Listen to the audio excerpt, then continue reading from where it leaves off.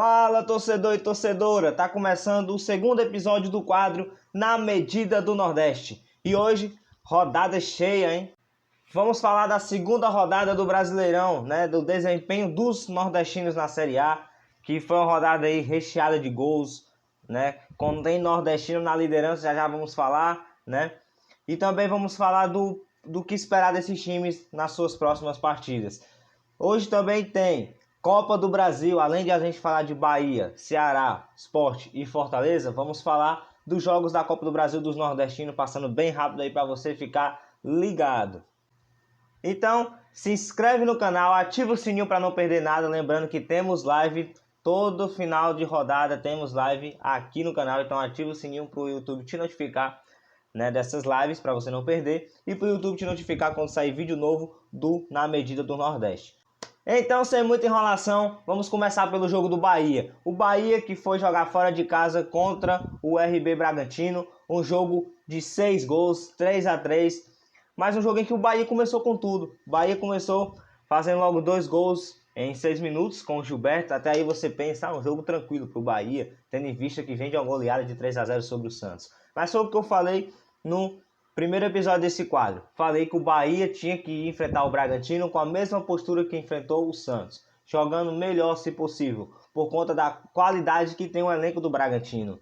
E foi o que aconteceu. O Bahia ele foi para cima, né? Mas também falei no primeiro episódio, o Bahia precisa fazer os gols, aproveitar as chances e se defender bem. Tem uma defesa bem postada, né? Ali para não tomar gols, né? Não sofrer tantos perigos, né? Mas aí acabou vacilando na marcação, tomou uma virada do Bragantino por pouco, né? Saiu de lá sem nada, mas no último minuto conseguiu um empate, né? Então o Bahia conseguiu um ponto, mas um ponto que ficou aquele gosto de derrota, porque poderia ter ganho, né? Mas também foi um jogo tão assim disputado que ninguém merecia sair dali derrotado. Foi um baita jogo, foi o segundo principal jogo da rodada, né? Mas é isso, torcedor. Fica o alerta. O Bahia precisa tomar cuidado ao fazer gols para ele não tomar, né? Porque não adianta fazer gols e tomar logo em seguida, até mesmo uma virada como essa, né? Correu o risco de sair derrotado. Mas o importante é que somou um ponto nessa Série A, ainda mais fora de casa. E o que esperar do Bahia para enfrentar o Vila Nova? O Bahia que vai enfrentar o Vila Nova pela Copa do Brasil, ganhou o primeiro jogo por 1-0, né? Então tem a vantagem aí do empate, né? Poderia ter conseguido uma vantagem maior? Poderia, mas já que não conseguiu, o Bahia tem que jogar com personalidade, tem que ter uma inteligência, tem que ter um estilo de jogo para este confronto contra o Vila Nova. Vila Nova é uma equipe bem abaixo do Bahia tecnicamente, mas futebol é futebol. O jogo está em aberto, zebras acontecem, erros acontecem. O Bahia pode entrar num dia que não, em que ele erre bastante, o Vila Nova aproveite disso. Então tem que tomar cuidado, tem que entrar focado nesse jogo, o Bahia, porque tem total condições de passar, tem até a vantagem. Então, eu digo e repito, o Bahia precisa fazer um jogo em que ele vá logo abrir o placar, né? Fazer, se possível, logo dois gols, para ficar tranquilo, jogar toda a pressão que já está no Vila Nova, jogar ainda mais pressão para o Vila Nova e assim conseguir a classificação para a próxima fase da Copa do Brasil e ainda conseguir um dinheiro aí com a premiação. Para fechar essa parte em relação ao Bahia, eu vou dizer de quem foram os gols marcados contra o Bragantino. Foi o Gilberto, fez 2 gols ali com 6 minutos. E o gol do empate do Bahia nos minutos finais veio com o Jonas, com participação do Gilberto no lance, era aniversariante do dia. Então, baita partida do Gilberto aí sendo decisivo para o Bahia. E na classificação, o Bahia está em 5º lugar com 4 pontos, ali naquela zona de pré-Libertadores. O Bahia vai voltar a campo na quarta-feira às 19 horas contra o Vila Nova, né? Jogo pela Copa do Brasil aí, que eu já citei aqui, já falei mais sobre esse jogo, que esperar do Bahia nesse jogo. Então, fica ligado aí, torcedor, às 19 horas, quarta-feira, é o jogo de volta do Bahia. Agora vamos falar do Ceará. O Ceará que perdeu nesta rodada do Brasileirão para o Santos, né? Foi lá na Vila Belmiro o jogo. Santos 3, Ceará 1. Né? O Santos marcou gols com Jean Mota, Marinho e Caio Jorge. E o Ceará, quem fez para o Ceará, quem descontou foi o Vina de pênalti. Mas o Ceará entrou em campo meio desligado, né? E logo no início do jogo, o Santos já foi para cima, dando trabalho pro Richard, levando lances perigosos, né? O Marinho ainda chegou a perder um pênalti esse causado pelo Messias que fez uma partida para ser esquecida, uma péssima partida, mas eu acho injusto criticá-lo tanto agora, justamente porque é um baita de um zagueiro, é um zagueiro que, se você tirar do time do Ceará, faz muita falta, assim como o Luiz Otávio também faz. É um zagueiro que por muitas vezes já salvou o Alvinegro, né? E que é uma peça importante, mas que não estava num dia inspirado, né? Então causou esse pênalti que o Marinho mandou para fora. Foi tirar a bola no gol do Marinho, mas acabou dando um passe pro Marinho, né? E aí o Marinho botou para dentro das redes. E no lance no gol do Caio Jorge cabeceia e a bola desvia no Messias e vai pro gol, né? Então, torcedor, é preciso dizer, o Ceará não vem atuando bem, né? Fez uma boa atuação contra o Grêmio, deu uma vitória, deu uma moral aí para cima do Santos, mas quem venceu o Grêmio foi o time reserva, né? Então você vem ali os titulares ali contra o Santos e eles vão lá e perdem, né? Mas o Santos entrou com uma proposta de jogo, o Santos entrou querendo vencer, precisando da vitória, porque também não vem bem, eram duas equipes que não vinham bem, né? E confesso que o Ceará poderia ter saído sim com a vitória, se tivesse entrado com a mesma vontade que entrou contra o Grêmio, se tivesse entrado com um estilo de jogo diferente, de só se defender, pressionar o Santos, jogar sem medo, quando tiver chance botar para dentro do gol, né? Ainda teve uma esperança com esse gol do Vina no final do primeiro tempo, mas aí volta para o segundo com um futebol mais organizado, mas não consegue aproveitar as chances, não consegue criar tanto, e tem isso aí, um Santos que vai para cima e faz o 3-1, finaliza o jogo ali, né? E o Ceará sai derrotado. O Ceará que tinha vencido na primeira rodada, como já falei, e o Santos não. Então, né, o Santos tomou um 3-0 do Bahia, né? E o Ceará tinha vencido o Grêmio. Então, foi uma derrota péssima para o Ceará. Uma derrota que deixa bem abalado os jogadores, até por conta do próximo compromisso que vai ter quinta-feira contra o seu rival Fortaleza pela Copa do Brasil, um jogo decisivo em que o primeiro jogo foi 1-1, né? E o Fortaleza chega com moral para esse jogo. O Fortaleza venceu o Internacional, vamos falar do Fortaleza daqui a pouco, mas, torcedor, é importante ligar esse alerta pro Ceará, porque o Ceará não vem tendo boas atuações, o Ceará tá perdido em campo, o Ceará não tá tendo mais aquele estilo de jogo, não tá tendo mais uma mentalidade, não tá jogando mais com inteligência, né? Peças importantes do time, como o Vina, não vem tendo boas atuações. O Ceará precisa muito do Vina, né? E ele não tá jogando tão bem, fez o gol de pênalti, mas é preciso falar, o Vina não vem atuando tão bem. E o que esperar do Ceará para o clássico? Tendo visto que o Ceará no primeiro jogo ele conseguiu balançar as redes aos 10 minutos e só se fechou, a tendência é que o Ceará faça a mesma coisa. Lembrando, qualquer empate vai dar pênalti, quem vencer avança, né? Então é um jogo que as duas equipes vão jogar ali com mais tranquilidade, ali talvez sem arriscar tanto para não se comprometer, principalmente o Ceará, né? Então o Ceará deve entrar com uma proposta defensiva para pegar no contra-ataque, e se balançar as redes, se fechar novamente, né? Uma proposta que tem sido muito arriscada para o Ceará, pois fez isso contra o Fortaleza, tomou um empate, fez isso contra o Santos, né? Mas antes mesmo de fazer um gol e saiu derrotado. Então, hoje em dia é necessário jogar sem medo, é necessário balançar as redes quando tem chance, é necessário ser agressivo, atacar o adversário, não deixar o adversário jogar e não atrair o adversário para o seu campo de defesa. Então é isso que eu espero do Ceará, né? Não vou falar aqui um palpite porque é um jogo muito difícil. Não vou falar aqui, como falei, do Bahia e Vila Nova, do que se esperar, né, em termos de placar, em termos de facilidade. Não vai ser um jogo fácil, né? Então é isso, torcedor. E aproveitando que já falei do Ceará, já vou entrar aqui falando do Fortaleza. O Fortaleza que massacrou o Internacional. No Castelão, o Fortaleza recebeu o Inter e venceu por 5-1. Fortaleza dominou as ações no jogo. Fortaleza não deixou o Internacional jogar. Fortaleza jogou com personalidade, com intensidade. Mas foi o que eu falei na live de ontem. Não adianta você só ser intenso se você não tem um volume de jogo. Se você não tem um volume. O Fortaleza tem volume. Quando ele vai ao ataque, diversos jogadores chegam para atacar. Diversos jogadores estão ali para botar a bola para o fundo do gol.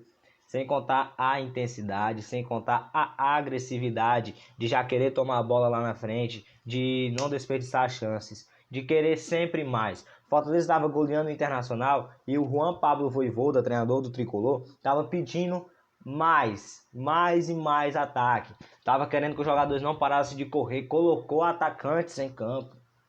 Né? Nesse jogo ele foi com o time titular, poupou a principal peça dele, que é o Ederson, poupou o Wellington Paulista, mas eles entraram também no jogo no segundo tempo. O Wellington Paulista fez o 5º gol. Né? Destaque desse jogo, mais uma vez, Lucas Crispim. É o 10 que o Fortaleza não tem há muito tempo. Lucas Crispim joga com personalidade, joga com inteligência. Né? É um jogador que cobrou uma falta espetacular, um pecado aquela falta não entrar. Né? Mérito do Marcelo Lomba, que é um baita de um goleiro, defendeu, mas acabou desviando, a bola sobrou para o Tite. E o Tite marcou seu primeiro gol com o Fortaleza. Né? O segundo gol do Robson tem também participação do Crispim, lançamento lá na área, na cabeça do Robson, e o Robson faz o gol. Terceiro, Iago Pikachu, mais uma vez aparecendo aí e fazendo golaço. Iago Pikachu é o artilheiro do Brasileirão até o momento.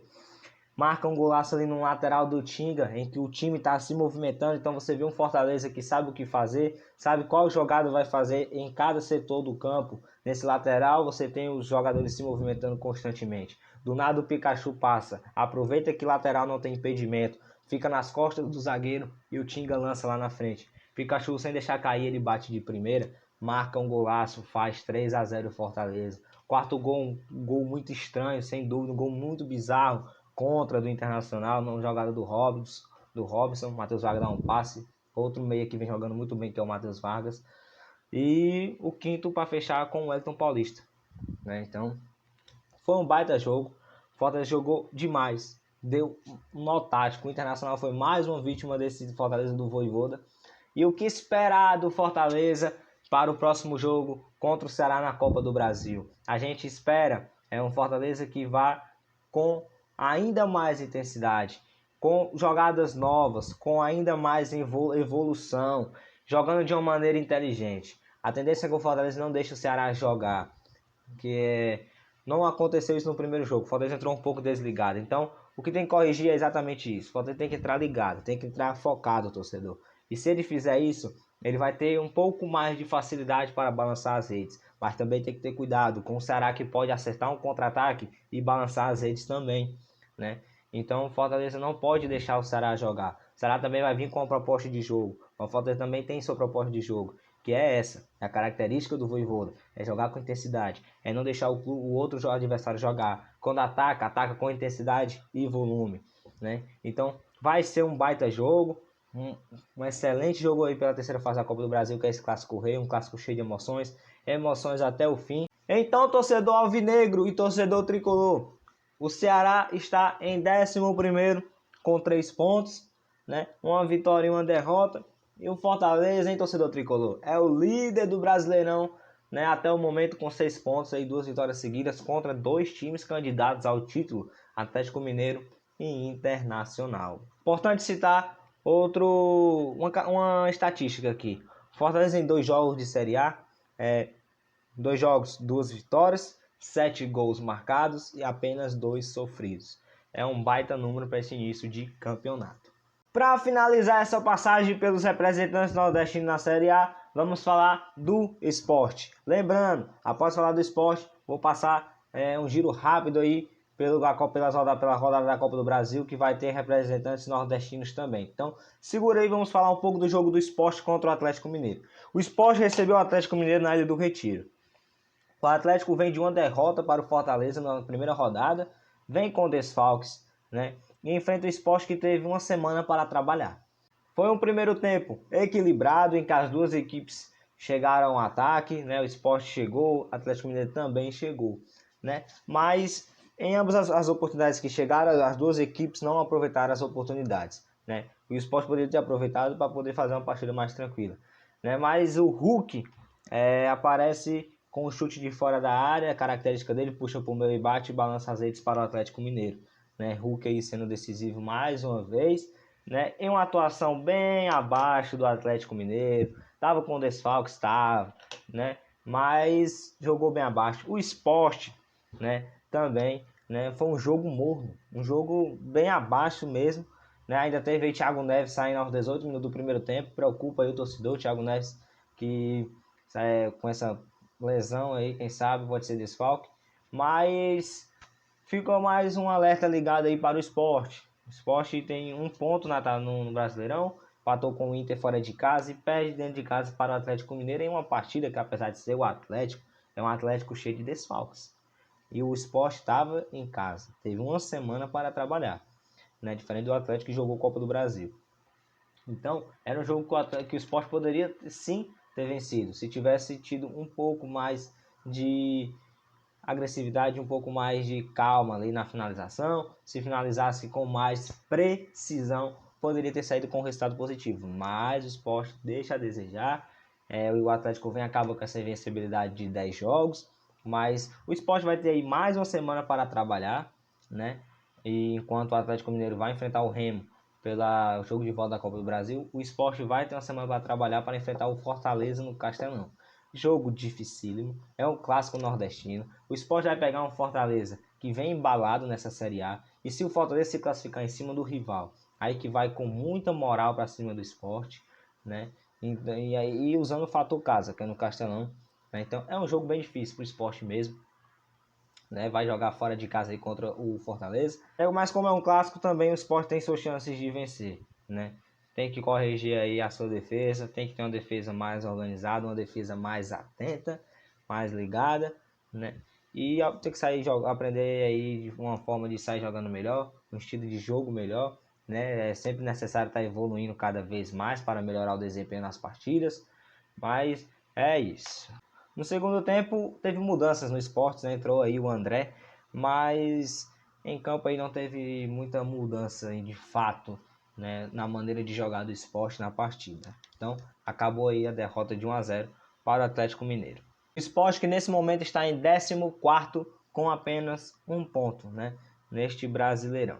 E agora vamos falar de Copa do Brasil. Vamos passar um giro rápido aí pelos representantes nordestinos nessa fase da Copa do Brasil. Vamos começar aí, ó, 4 de julho. 4 de julho vai até o Morumbi enfrentar o São Paulo. 4 de julho venceu o primeiro jogo no Piauí por 3-2, né? Tem aí a vantagem do empate. Então deve ir para o Morumbi aí, tentando se defender mais, pegar no contra-ataque aí para balançar as redes. Se balançar as redes no início, logo aí aproveitando aí um vacilo do São Paulo, ou até mesmo uma jogada criada pelo próprio 4 de julho, se balançar as redes logo, ainda fica melhor ainda para o time do Piauí, né? Temos também aí o ABC. O ABC vai receber a Chapecoense, né, dentro de casa, né? Perdeu o primeiro jogo lá por 3-1, né? Tem que vencer aí por mais de 3 gols. Então tem que ir para cima. O ABC, a situação é complicada, mas também não é impossível, né? O outro representante nordestino aí é o Ceará e o Fortaleza, né? Mas que vão fazer esse clássico rei aí. Infelizmente já teremos um nordestino eliminado, que vai ser o Ceará ou o Fortaleza nesse jogo de quinta, né? Esse clássico rei que promete, hein? Promete muito. O primeiro jogo foi 1-1, né? E o outro é o Bahia, que vai enfrentar aí o Vila Nova, né? Então vai receber o Vila Nova em casa e ganhou o primeiro jogo por 1-0. Também teremos aí Vitória, né? O Vitória vai enfrentar o Internacional, perdeu em casa por 1-0. Vai ter que reverter lá no Beira-Rio. Jogo dificílimo por Vitória, mas que também não é impossível, né? O Vitória pode vir aí a surpreender. O negócio é ir para cima também. Outro representante é a Juazeirense, né? Perdeu de 1-0 para o Cruzeiro, mas não tem nada perdido, né? Vai para cima, é uma vantagem que dá para reverter sim. Então, para os representantes nordestinos, fica a minha torcida para que joguem bem, consigam suas classificações, mostrem o futebol arretado que é o nordestino. Então, vão para cima. Na medida do Nordeste. Ei, futebol arretado!